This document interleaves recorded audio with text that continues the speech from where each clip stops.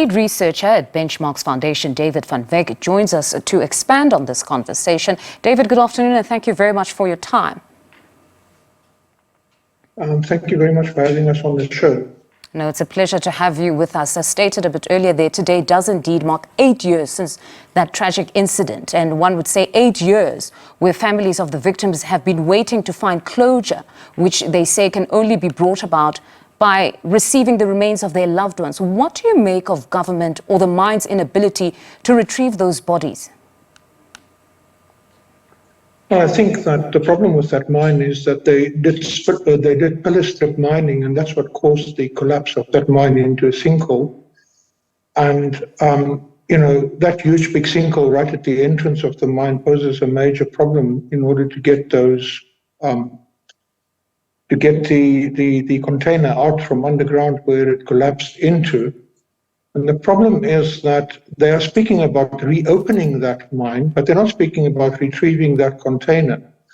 They should not reopen that mine. That mine is not an economically viable mine. The only gold that is left there is left in the pillars that keeps up the big holes underground from collapsing in on each other, which was how the first accident occurred in any case. They stripped the main pillar, that pillar collapsed, and then all the different levels collapsed onto each other, right down from the highest level to the lowest level, causing that huge big sinkhole. So to reopen that mine is really irresponsible. Now, David, apologies for interjecting there. Now, David, your views are in stark contrast to those of ActionSA's leader, Herman Mashaba, because I listened to him a bit earlier today. He was saying, actually, the reasons furnished by government as to why they cannot retrieve the bodies are false. He believes the container can be retrieved. He's even gone as far as saying that what he hopes for is that at the next commemoration, they will be having an unveiling of tombstones, because he really believes the bodies can be retrieved. Well, I think that if he believes that the bodies can be retrieved, I suspect that he wants to reopen the mine as well. And he's trying to buy the favor of the community and so on towards the process of reopening that mine. That mine should not be reopened at all. That mine poses a danger not only to the mine workers that will be working at it, also poses a danger to surrounding communities. It really is tragic that we are so desperate for mining when we should be moving beyond mining in this economy. Our mines are depleted, and we should accept the fact that they are depleted, and we should accept that we have to move on. We can't continue flogging a dead horse, which is what is happening. The mining towns are dying all around us. Joburg is collapsing all around us because of the fact that those mines in the Johannesburg-Gauteng area are no longer viable. 6,000 mines are abandoned. Why are we whipping this dead horse? Why are we not moving on to a manufacturing economy, to a higher level economy than mining? We've got this obsession with mining. A journalist of the London Times describes South Africa as one big abandoned mine. Does it not speak to desperation of some? Because even listening to some of that audio, a number of those former mine workers, 8 years on, are still unemployed and hoping that indeed the mine will open. And perhaps it also speaks to lack of innovation on the part of government to say, perhaps look at other industries as opposed to just mining. Yes, I agree with you wholeheartedly. We should be actually making a transition now to a post-mining economy and also a transition to alternative energy. And this is where we should be training our workers in. These are the new fields of industry. The forces of production in the world have changed very dramatically over the last 15, 20 years. And we are still in the 19th century. In the 19th century, mining was very viable in South Africa because we had lots and lots of gold and lots of minerals and so on, even though they were difficult to get at. But that is no longer the case in South Africa. We've got to now begin to modernize our economy beyond mining. The vast majority of our people remain poverty-stricken, even though we've had more than 140 years of mining. We've got huge levels of unemployment. Mining perpetuates inequality in the society, which is also a further major problem.